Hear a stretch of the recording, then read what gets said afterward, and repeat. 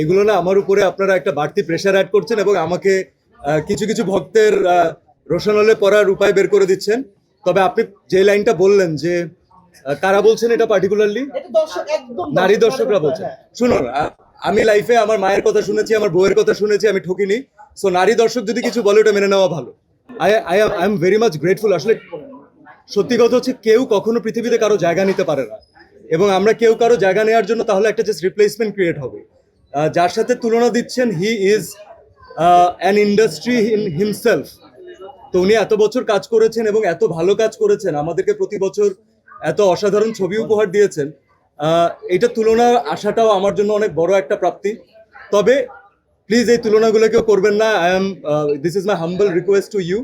কারণ আমি পার্টিকুলারলি কাজ করে গেছি এই কারণে যেন আমি দ্য ভেরি নেক্সট সিয়াম আহমেদ হতে পারি। তো আমি সেই আইডেন্টিটির জন্যই কাজ করব এবং আপনাদেরকে ইনশাল্লাহ সিয়াম আহমেদ হিসাবে কিছু দেওয়ার ট্রাই করব। কোনো প্রতিযোগিতা অনুভব করছি না, ট্রাস্ট মি। আপনাদের যদি মানে অনেক দর্শকের না, আসলে এটা হয় কি এক্সট্রিম ভক্তদের মাঝখানে এই জিনিসগুলো দেখা যায়। আপনারা বিশ্বাস করেন, যখন আমাদের একই সাথে আমরা জানি যে 3-4টা সিনেমা হাউসফুল চলছে, আমরা তখন আমাদের ওই সিনেমার যে কলিগ আছে, ওই সিনেমার যে ডিরেক্টর আছে, ওই সিনেমার যে প্রডিউসার আছে, আমাদের নিজেদের মাঝখানে কথা হয় এবং আমরা তাদেরকে কংগ্রেচুলেশনস বলি। আমরা বলি যে ফাটায় দিচ্ছে, খুবই ভালো হচ্ছে, সামনে আরো ভালো যাবে।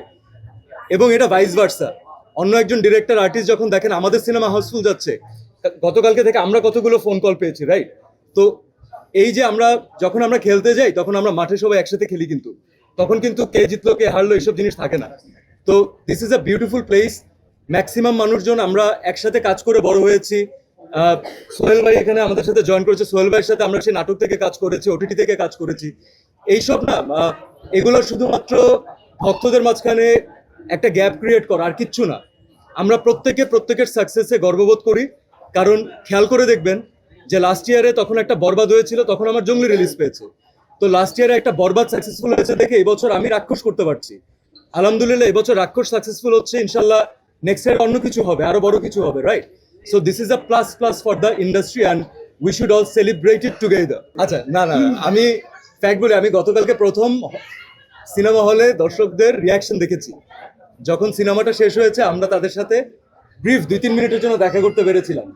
এবং আপনারা বিশ্বাস করেন, নর্মাল টাইমে আমরা কি করি, জঙ্গলিতে আমি কি রিয়াকশন পেয়েছিলাম, আমাকে অডিয়েন্স ইমোশনাল হয়ে আমাকে বলেছে যে বাবা উই লাভ দ্য ফিল্ম। তারা ইমোশনাল ছিলেন।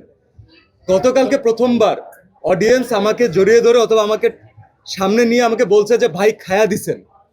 তো এইটা হচ্ছে কি যে একটা সিনেমার ডায়লগ যদি, গতবারও হয়েছে, বরবাদের সময় হয়েছে, তো যখন একটা ডায়লগ সাধারণ মানুষের ভিতরে চলে যায় এবং তারা যখন সেটাকে অ্যাকসেপ্ট করে, তখন সেটা আসলে পপ কালচারের মধ্যে ঢুকে যায়।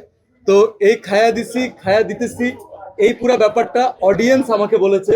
আমি শুধুমাত্র আমার পোস্টে অডিয়েন্সকে আমার ভালোবাসা, আমার থ্যাংক ইউ ফেরত দিয়েছি। এটা তো সিনেমার ডায়লগ, এটা বারবার যদি বাইরে বলে তাহলে সে আবেদন থাকবে না। হ্যাঁ, খায়া দিছি। Thank you.